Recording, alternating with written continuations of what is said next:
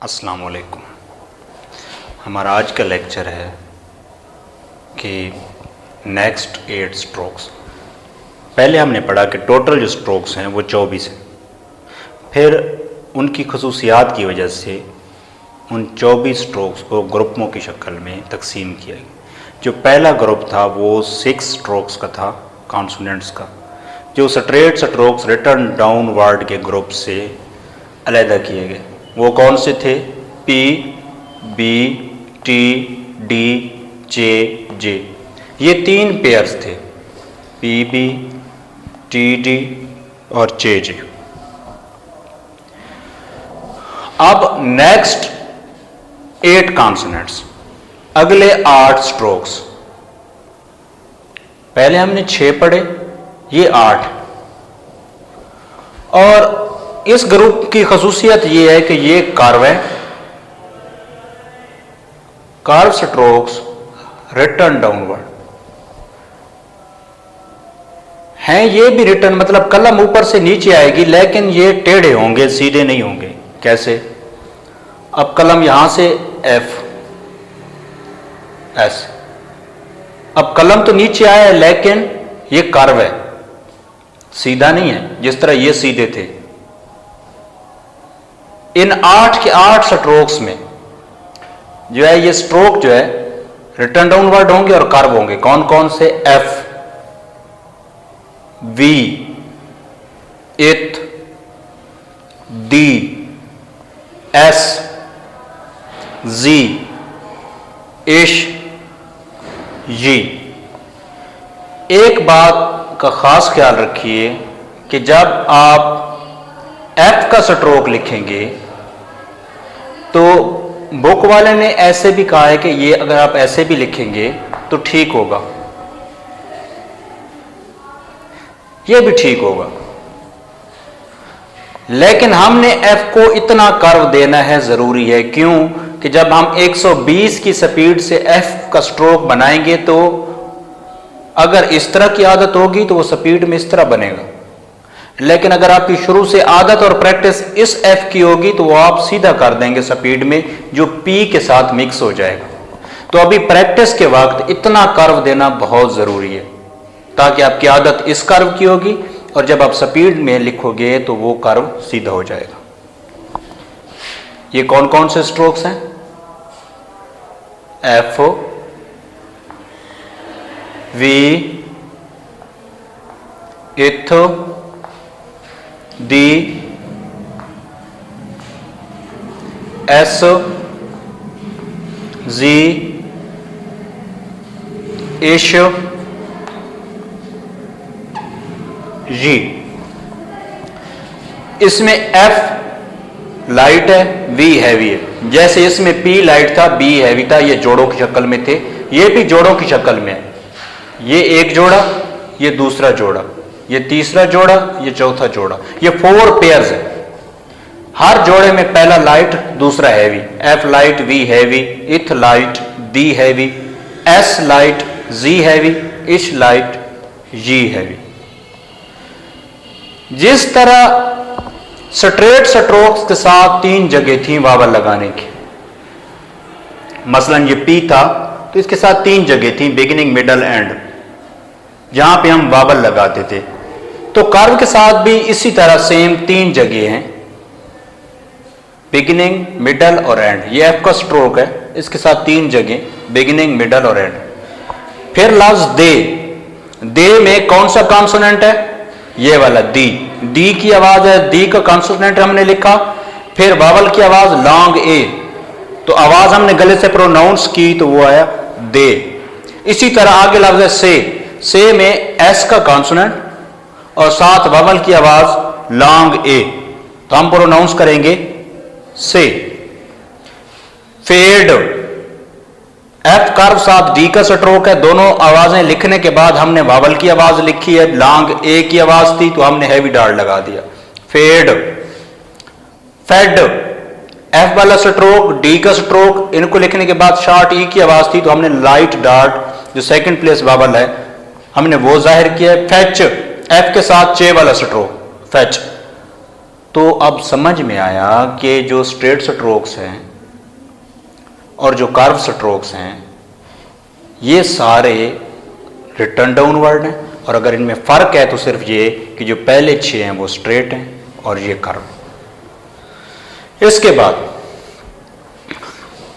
हमने वावल पढ़े थे। जो हमने वावल पढ़े हैं, सेकंड प्लेस कहा कि पहले 4 वावल है, तो उन 4 में से पहला वावल था लॉन्ग ए। लॉन्ग ए को ज़ाहिर करते थे हैवी डॉट से, भारी नुक्ते से। इसकी मिसालें थी एप, पे, ये हम पहले पढ़ चुके। हमने पढ़ा कि हर स्ट्रोक के साथ 3 जगह होती हैं जहां पे वावल लगाए जा सकते हैं, और टोटल जो वावल है वो 12 हैं। उन प्लेसेस के हिसाब से इसकी 3 कैटेगरियां बनाई गई हैं, यानी कि first place, second place, third place.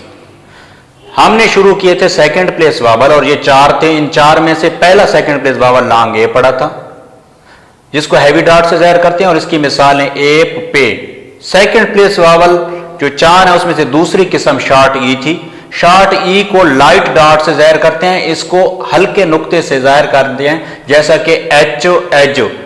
H में चे से पहले जो लाइट सी आवाज आ रही है ये शॉर्ट ई की है, और इसको लाइट डॉट से ज़ाहिर करना है। ये भी सेकंड प्लेस वावल है तो मिडल में लगेगा।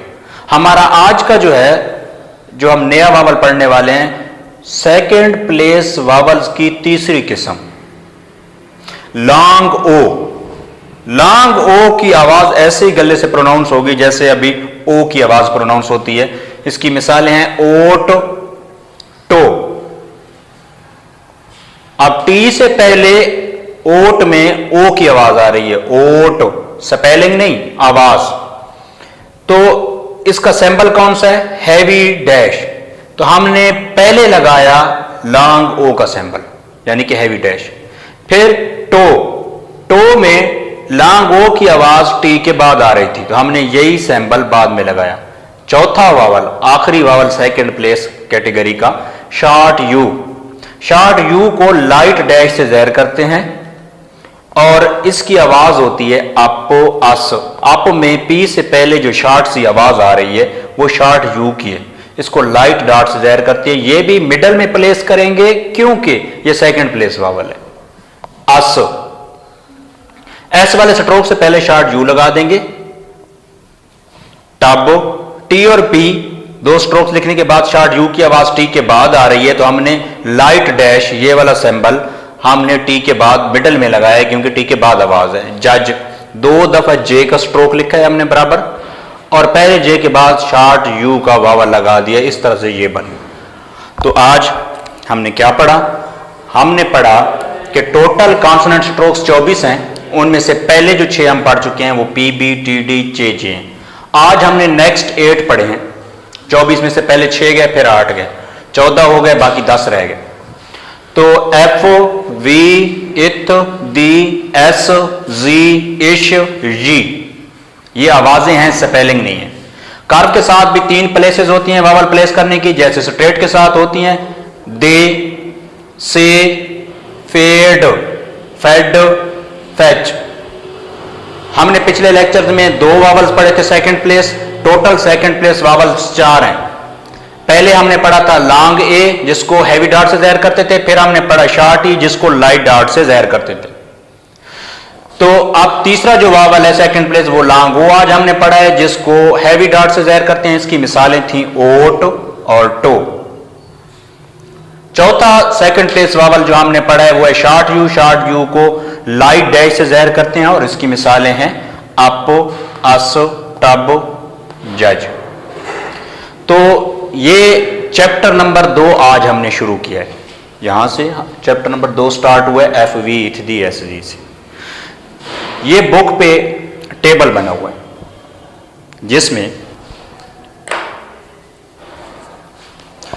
तो एक तो ये पिटमैन की बुक लेनी है, न्यू कोर्स वाली।